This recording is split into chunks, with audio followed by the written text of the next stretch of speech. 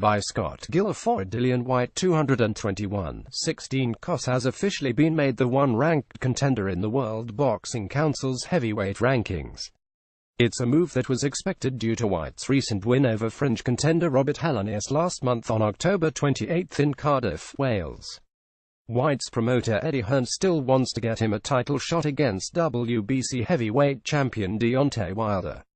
It can happen, but Hearn will need to do what he's been reluctant to do thus far, and that's to tie Wilder-Whyte fight in with a unification match for Deontay against Anthony Joshua. The money that Hearn has offered Wilder hasn't been to his liking. The way that Whyte has looked in his last 5 fights, I see him more as a bottom 15 guy than a number 1 contender. He's more like Bermane Stiverne level in terms of talent. It's disappointing how the WBC keeps ranking poor heavyweights at number 1.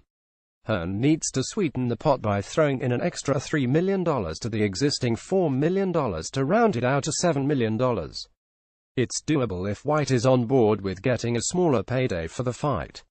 If Whyte believes in himself, then he should go for the deal, because if he wins, then he's the new WBC heavyweight champion. Whyte can use the WBC title as leverage to get a bigger cash deal against Joshua. Whyte, 29, has previously said that by receiving a 1 ranking with the WBC, it will get him a title shot against WBC heavyweight Deontay Bronze Bomber Wilder. That's the fight that Whyte badly wants.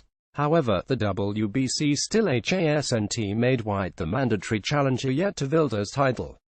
Even if the WBC does make Whyte the mandatory, he still won't be able to force a fight against Wilder until late 2018, possibly 2019. Wilder will have already faced IBF WBA heavyweight champion Anthony Joshua by the point in time.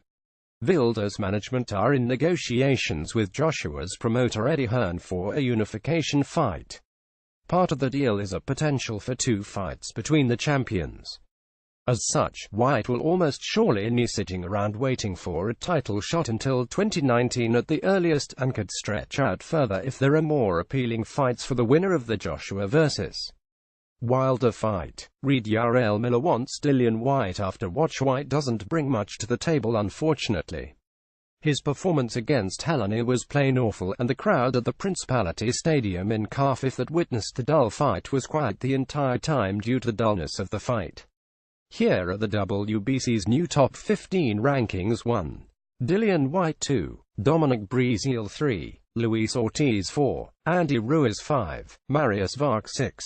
Tony Bellew 7. Johan Duhaupas 8. Charles Martin 9. Oscar Rivers 10. Ajit Cabell 11. Carlos Takam 12. Lucas Brown 13. Derek Chisora 14. Adam Konatsky 15. Bermane Stiverne. You can argue strongly that Whyte doesn't deserve to be ranked anywhere close to number 1 with the WBC, given how poor he looked against Helenius. Charles Martin, Bermane Stiverne, Marius Vark and Derek Chisora should be ranked in the top 15 based off the recent performances. That's the way I see it. Tony Bellew doesn't belong in the top 15 in my opinion, as he's only fought once at heavyweight, and that was against a badly injured David Haye. The only reason Bellew beat Haye is because he ruptured an Achilles tendon. The fight should have been stopped as soon as the injury occurred. It's surprising that they allowed the fight to continue.